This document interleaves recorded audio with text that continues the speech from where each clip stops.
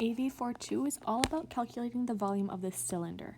If as we're going through this feels really familiar, it's because it's remarkably similar to the way that we calculate the volume of a prism.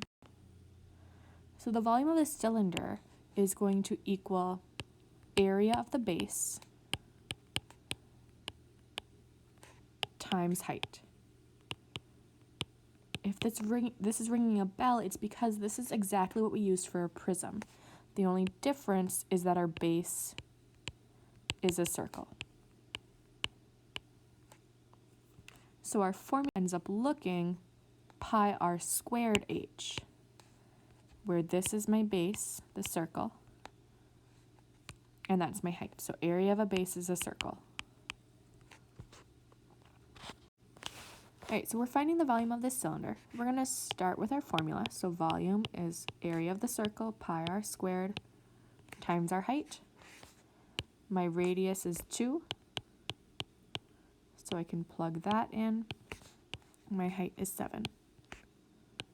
Clean it up a little bit, and I get 4 times 7 pi.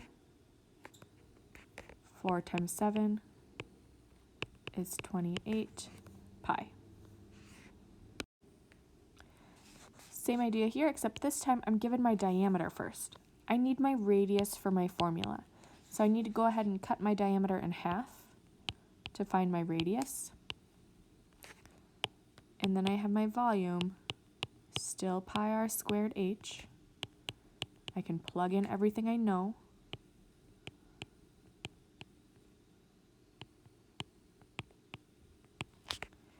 .5 squared is 12.25.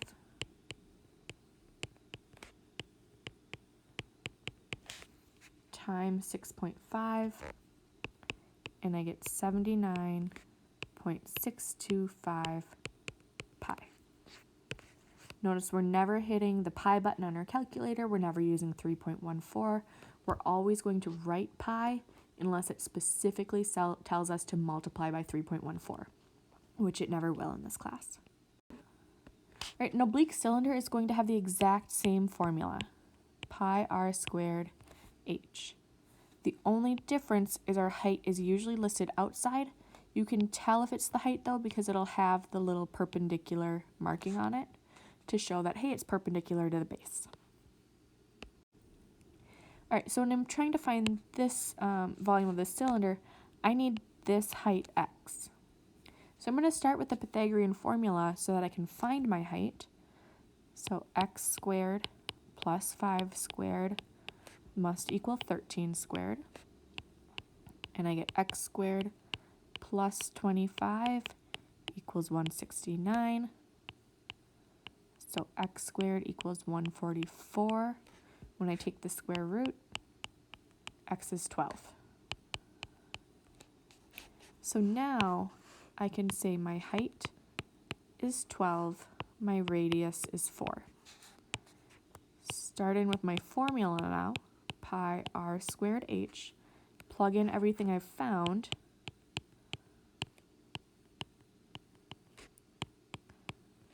and I get 16 times 12 times pi.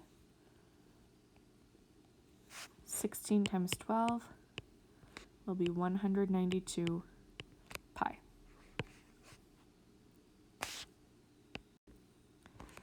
The last example we're going to do is when we're taking part of our cylinder away. So we cut 60 degrees out. That means we kept 300 degrees.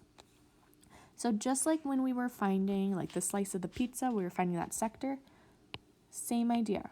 We're going to keep 300 out of 360 and then just our normal volume formula. So pi, our radius is 7 squared times our height 13. My zeros drop out right away. 30 out of 36 is 5 out of 6 times 49 times 13 times pi.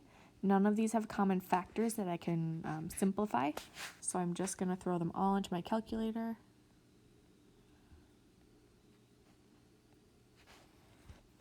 and I get about 530.83. If you wanted to leave it as a fraction, that would be totally fine.